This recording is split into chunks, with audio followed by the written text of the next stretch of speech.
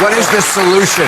Okay, so we're in an alternate universe now. Christie is president. He doesn't use this terminology, but he has the solution. Well, first, I'm all ears. The atmosphere in the real-time studio was thick with Bill Maher's signature smugness as he leaned back in his chair, ready to throw another casual jab, cloaked in sarcasm.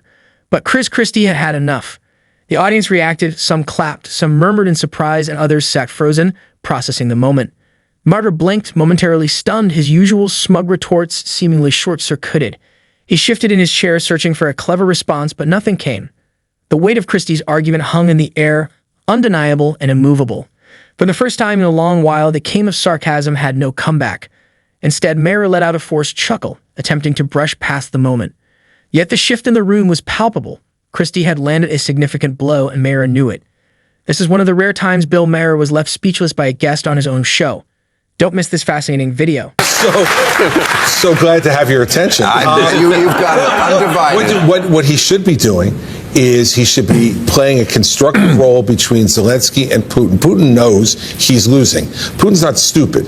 He knows he's losing. You got to give him an exit ramp. He's got to find a way to get out in saving face. Okay, but that's a non-starter. He has exit ramps. He's got, he's flush with cash from the high oil price. He's about to bring on another 300,000 troops. He controls the state media. He can call this a win at any moment that he wants to call it a win. So he is choosing not to take the exit ramp. I don't think there's any negotiation, especially now, to be done between Zelensky and Putin particularly. Yeah, I disagree. Well, Zelensky, the exit ramp would be some accommodation where he gets some territory in Ukraine, and Zelensky isn't going to go for that. He'll go for letting him keep Crimea. Well, that's kind of a done deal. That was annexed in 2014. But that's some territory in Ukraine. You got to go in there and try to sell it, man. Don't be like setting your hair on fire and yelling about nuclear Armageddon unless you're going to come forward with a solution. I mean, on the other hand, you're blaming Biden for what Putin is doing. I'm not blaming Biden. I'm blaming Biden for saying nuclear Armageddon. I know, but yes, but you can't blame him for the failure of Putin to take off-ramp after off-ramp that has been offered to him. I just don't want. You're saying, well, no, you got to go in and sell it. No, go in and make a solution. Putin doesn't want an off-ramp at this point, and there's nothing you can do about it. And frankly, I think Biden has handled. I agree. I think Armageddon was a stupid remark, but you got to handle this as well as you can. And right now, bloodying his nose and pushing back where they are for Ukraine. Pretty good strategy. Biden's done a good job on this so far. He's rallied NATO. He's kept them consistent. He's supplied the Europeans with extra gas to try and get them through the winter as much as he can. He's kept the coalition together. And he kind of thought Ukraine could win when nobody else did. He said, we'll just back him. And I don't disagree with any of that, but I think that from a political commentator's perspective, the debate between Christie and Bill Maher on Biden's handling of the Ukraine crisis highlights a broader ideological divide in how presidential leadership is assessed. On one side, Biden supporters argue that his experience and steady approach have been key in maintaining NATO unity, ensuring military and economic support for Ukraine, and effectively countering Russian aggression. This viewpoint emphasizes that Biden's decades of foreign policy experience have enabled him to navigate a high-stakes situation without resorting to direct U.S. military involvement, a strategic feat that should be recognized. On the other side, critics like Christie take issue with Biden's rhetoric, particularly his mention of nuclear Armageddon, which they argue is irresponsible and fuels global fear, playing directly into Putin's hands. This critique is based on the belief that presidential language should be measured and tactical, signaling strength without escalating tensions unnecessarily. The debate ultimately reflects a larger discussion about Biden's leadership style. Is his cautious, coalition-building approach the mark of a seasoned statesman, or does it reveal a hesitant, reactionary leader whose words sometimes undermine his own strategy?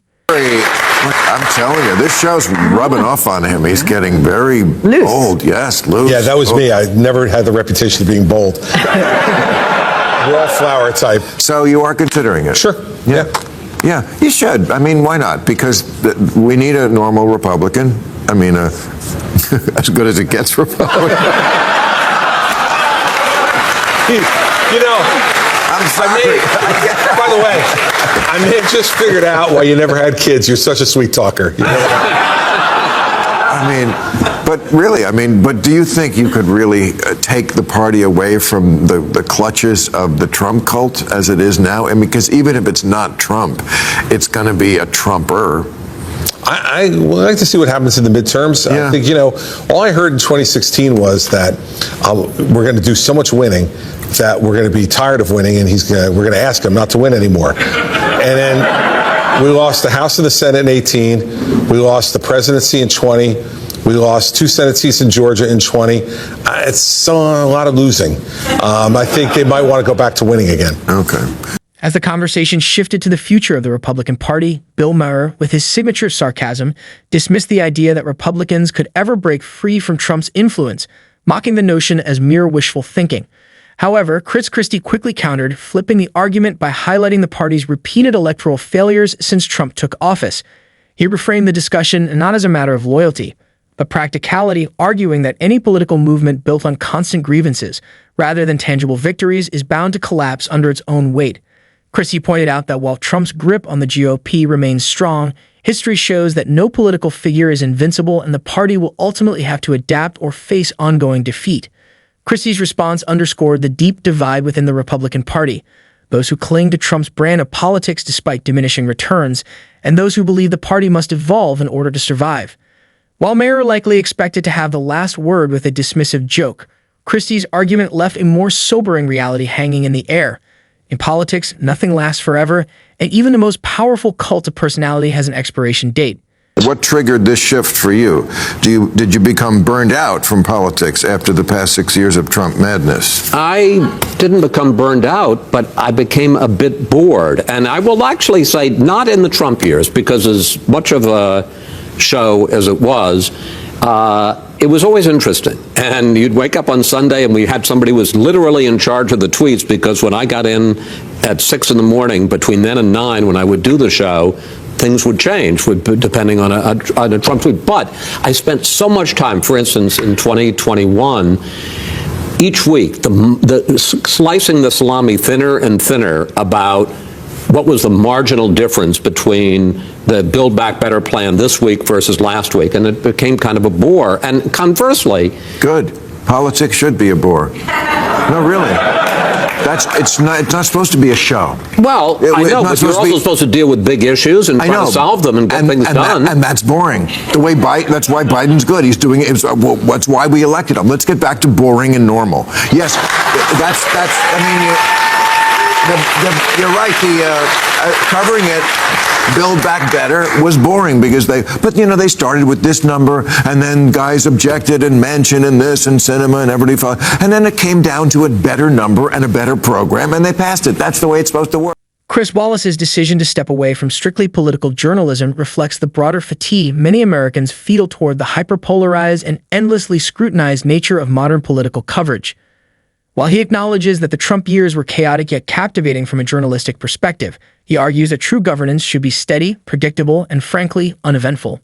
This view contrasts sharply with the current media landscape, which thrives on constant controversy, viral moments, and political theater. Wallace's shift suggests a desire to escape the cycle of manufactured outrage and focus on substantive, varied storytelling that goes beyond the partisan battles of Washington. His critique of the Biden era isn't solely about policy failures, but rather the challenge of covering a presidency that lacks the daily spectacle Trump provided. In his view,